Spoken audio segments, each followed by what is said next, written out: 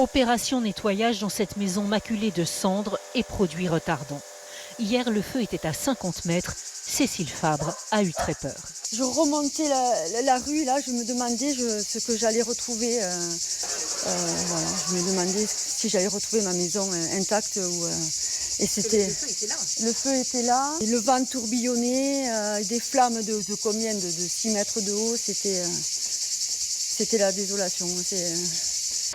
À Bizanay, toutes les maisons sauvées, ce n'était pas gagné d'avance. Les flammes se sont approchées au plus près du village.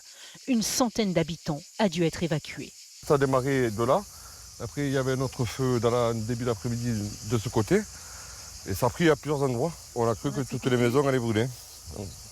L'incendie a fait rage dès le début d'après-midi, enjambant l'autoroute près de Narbonne. Les automobilistes se retrouvent cernés par les flammes. Il faut couper la circulation. Tout est parti d'une remorque transportant un brasero mal éteint. Les braises ont déclenché 7 départs de feu sur 12 km. En pleine canicule et sur terrain sec, c'est allé très vite. Des conditions atmosphériques, des températures et un vent présent sur zone. Bon, voilà, une erreur humaine qui amène à un incendie d'ampleur.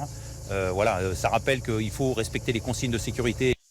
Près de 400 hectares parcourus, des pinettes dévastées et un camping impacté. Ces résidents ont dû le quitter au plus vite hier. Le mobil-home de leur fils est détruit.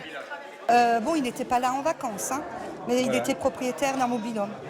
Et donc il l'a perdu, quoi. Actuellement, l'incendie est fixé. Les pompiers noient les lisières. La vigilance reste extrême pour éviter toute reprise alors que le vent doit se lever dans l'après-midi. Par ailleurs, l'enquête se poursuit. Le transporteur du brasero est en garde à vue.